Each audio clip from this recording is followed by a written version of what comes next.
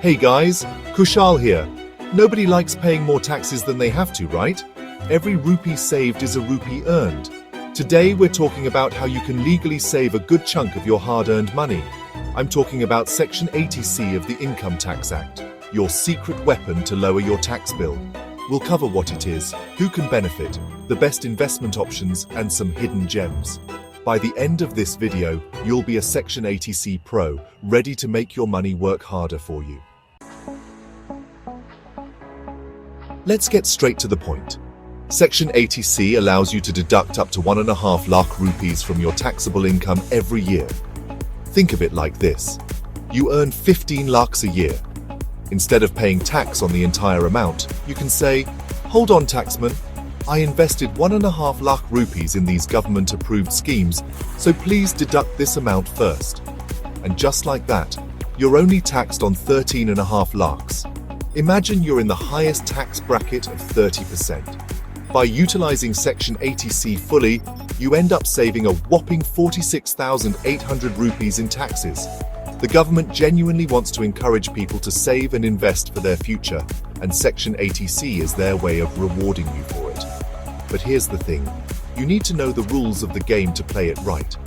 So stay tuned as we unravel the secrets of Section 80C and how you can make the most of it. Now, you might be wondering, Kushal Bhai, this Section 80C sounds great, but is it for everyone? If you're an individual taxpayer in India, whether you're a salaried employee, a freelancer, a consultant, or even a pensioner, you can enjoy the benefits of Section 80C. Even if you're part of a Hindu undivided family, you can still utilize Section 80C for tax savings. However, there are a few exceptions.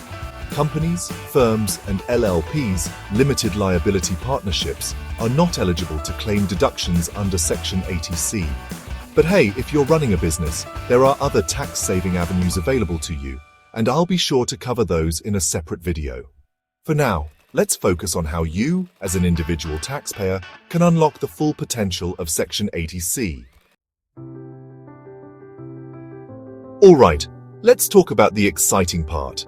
How can you actually use Section 80C to save those precious tax rupees?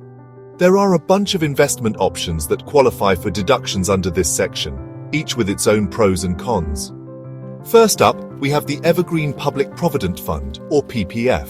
It's safe, secure, and offers tax-free returns. The only catch is the lock-in period of 15 years. Next, we have the Equity Linked Savings Scheme, or ELSS.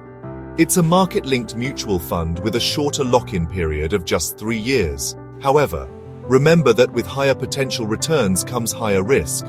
For those who prefer the traditional route, we have the good old 5-year tax-saving fixed deposit. Offered by most banks, it's a relatively safe option with a fixed interest rate. However, the interest earned is taxable. And if you're looking for a safe and patriotic way to invest, we have the National Savings Certificate, or NSC. Issued by India Post, it's a reliable option with a lock-in period of 5 years. Again, the interest earned is taxable. Now, for all the parents out there, we have the Sukanya Samriddhi Yojana, a fantastic scheme designed specifically for the girl child. With high interest rates and tax-free returns, it's a great way to secure your daughter's future. And finally, for our senior citizens, we have the Senior Citizen Savings Scheme, offering high interest rates and quarterly payouts. It's a secure and convenient option for those above 60 years of age. Think of it like a buffet of tax-saving delicacies. You get to pick and choose what suits your taste and financial goals. So, whether you're looking for safety, growth, or a mix of both, Section 80C has something for everyone. Now here's a secret that most people don't know. Section 80C isn't just about investments. You can also claim deductions on some of your everyday expenses. Let's start with something that most of us have: life insurance premiums. The premiums you pay for yourself, your spouse, or your children are eligible for deductions under Section 80C. Next up, we have children's tuition fees. You can claim deductions on tuition fees for up to 2 children. However, this is only applicable for full-time education in India. And now for the big one: home loan principal repayment. A portion of your EMI goes towards repaying the principal amount of your home loan, and this amount is eligible for deductions under Section 80C. And finally, we have stamp duty and registration charges. When you purchase a house, you need to pay stamp duty and registration charges. The good news is that you can claim these expenses as deductions under Section 80C, but only in the year they were paid.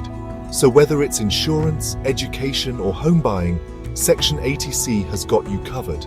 It's not just about investments, it's about making the most of your everyday expenses too. Every rupee counts when it comes to tax savings. So keep an eye on these expenses and make sure you're claiming all the deductions you're entitled to. Alright, by now you're probably thinking, okay Kushal, you've thrown a lot of information at me. But how do I actually create a solid Section 80C plan? Don't worry, I've got you covered. Let's look at a simple example to understand how you can maximize your tax savings. Let's say you decide to invest 50,000 rupees in PPF, 40,000 rupees in ELSS, 30,000 rupees in LIC premiums, and 30,000 rupees in your home loan principal repayment. Add all these up and what do you get? A cool 1.5 lakh rupees. You've fully utilized your Section 80C limit. Now, imagine the feeling of seeing your taxable income decrease by 1.5 lakh rupees just like that. It's like getting a bonus, but instead of spending it, you're saving on taxes. And remember, the higher your tax bracket, the more you save. It's a win-win situation. Balance out your portfolio with a combination of secure investments like PPF and potentially high-return options like ELSS. Now, before you rush off to start investing, there are a few crucial things to keep in mind. Think of these as the golden rules of Section 80C, the fine print that can save you from any unexpected surprises. First and foremost, remember that you can only claim deductions for what you actually pay or invest. So, if you've just promised to pay your LIC premium or invest in PPF, but haven't actually done it yet, you can't claim the deduction. Secondly, the 1.5 lakh rupees limit is shared across all the options under Section 80C. So, you need to plan your investments and expenses strategically to maximize your deductions within this limit.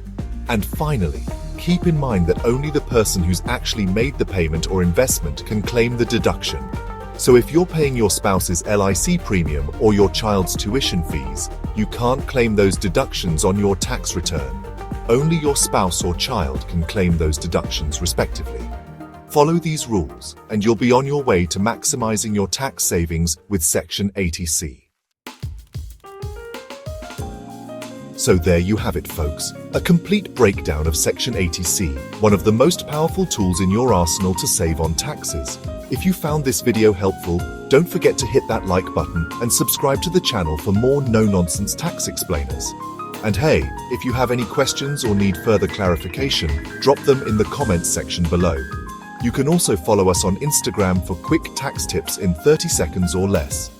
Until next time, keep learning, keep growing, and keep saving those hard-earned rupees.